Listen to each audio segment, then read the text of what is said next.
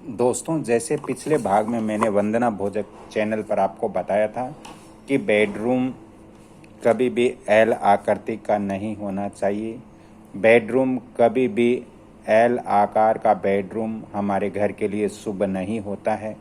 और साथ ही मैंने बताया था कि घर का जो बेडरूम होता है, जो शयन कक्ष होता है, उसकी ज़्यादा लंबाई भी वास्तु अनुसार नहीं होनी चाहिए, क्योंकि ज़्यादा लंबा यदि हमारे घर का बेडरूम होगा तो यहाँ पर जो ऊर्जाएं हैं वो सही से संचार इस बेडरूम के अंदर नहीं कर पाएगी। वो सही से इस बेडरूम के अंदर ऊर्जाएं प्रवेश नहीं कर पाएगी, ऊर्जाएं बाधित होगी, जिससे इस बेडरूम के अंदर जो व्यक्ति, जो गृह स्वामी या जो पति पत्नी रहते हैं, उनका दाम्पत्य जीवन अच्छा नहीं रहेगा, क्योंकि एक दूसरे के विचार मिलेंगे नहीं। इसलिए ये ध्यान रखें कि बेडरूम की लंबाई ज़्यादा नहीं होनी चाहिए। हाँ, बेडरूम आप 1.2 रख सकते हो, यानी कि आपके बेडरूम की यदि चौड़ाई, जैसे पिछले वीडियो में मैंने बताया था, चौड़ाई यदि आप 11 फुट फिट रखते हो तो इसकी लंबाई आपको 13 फीट तक आप रख सकते हो।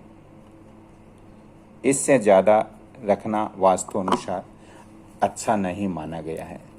दोस्तों, वास्तुशास्त्र के अनुसार जो बेडरूम होता है वो हमेशा ही ये ध्यान रखना चाहिए कि घर के साउथ और वेस्ट वाली जो डायरेक्शन होती है उसके अंदर ही रखना चाहिए।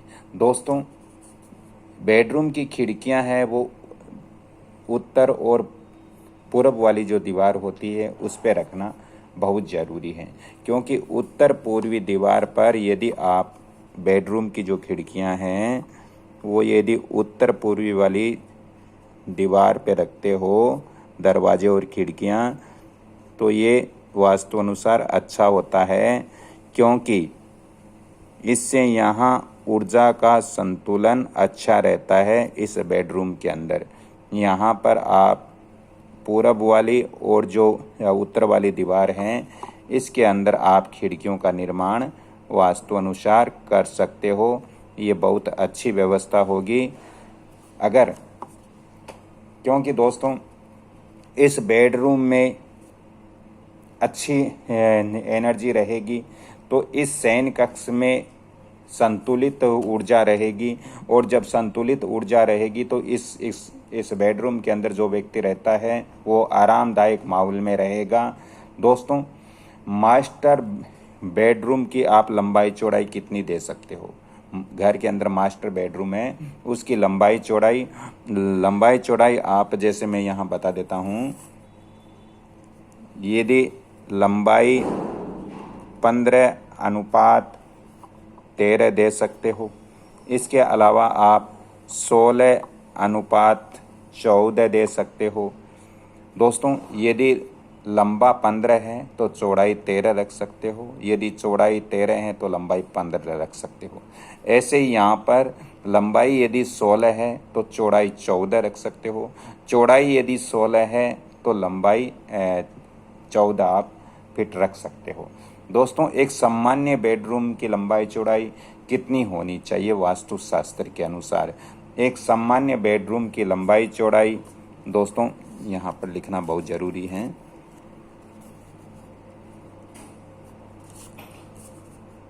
सामान्य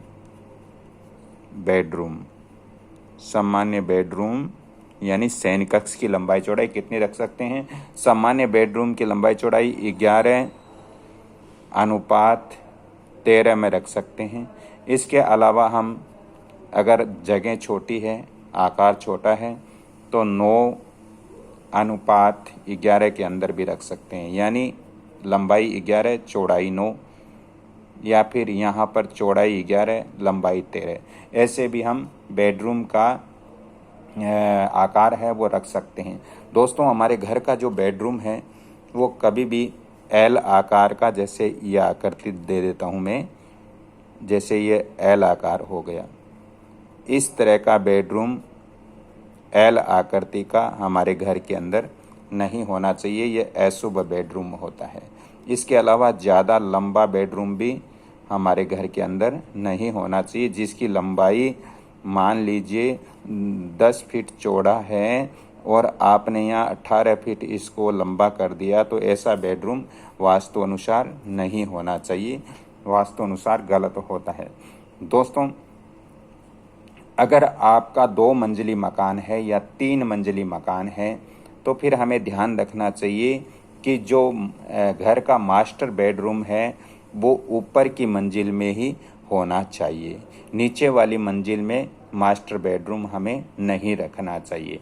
दोस्तों, मास्टर बेडरूम किसी भी प्रकार के बाथरूम के ऊपर या नीचे वास्तु अनुसार नहीं रखना चाहिए। दोस्तों, बेडरूम का कलर है वो आप ऐसा कलर कर सकते हो वास्तु शास्त्र के अनुसार कि कलर हल्का हो और शांत कलर होना चाहिए। यानी ऐसा कलर होना चाहिए कि बेडरूम के अंदर हमारा मन शांत रहे। तो ऐसा कलर वास्तु अनुसार कौन सा होता है?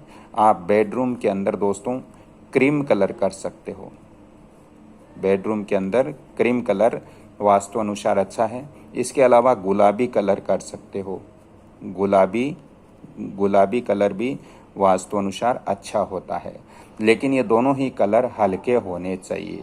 दोस्तों, गहरा कलर या डार्क कलर बेडरूम में अच्छा नहीं होता है। जैसे आपने मान लीजिए काला कलर, ब्लैक कलर आपने बेडरूम में दे दिया तो ये वास्तु अनुसार गलत है, या नीला कलर आपने बेडरूम में दे दिया तो ये भी वास्तु अनुसार गलत होता है। तो दोस्तों, इसके अलावा हमें कुछ चीज़ें और वास्तु अनुसार ध्यान रखनी चाहिए, वो अगले वीडियो में दूंगा क्योंकि ये वीडियो मेरा लंबा हो जाएगा। अगर आपको भी मेरे से संपर्क करना हो तो आप मेरे फ़ोन नंबर भी नोट कर सकते हो 7901718402। दोस्तों, आज की मेरी ये जानकारी अच्छी लग रही है, ये वीडियो अच्छा लग रहा है, इससे आपको कुछ जानकारी प्राप्त हुई है तो कृपया आप इस वीडियो को जितना ज़्यादा हो सके लाइक, शेयर, सब्सक्राइब जरूर करें और बेल आइकन घंटी के निशान पर भी क्लिक करें। इससे मेरा मनोबल बढ़ेगा और आपको इससे फ़ायदा होगा। राधे राधे, जय जय श्री कृष्णा। अगली कड़ी में फिर मिलता हूँ वंदना भोजक चैनल पर। धन्यवाद।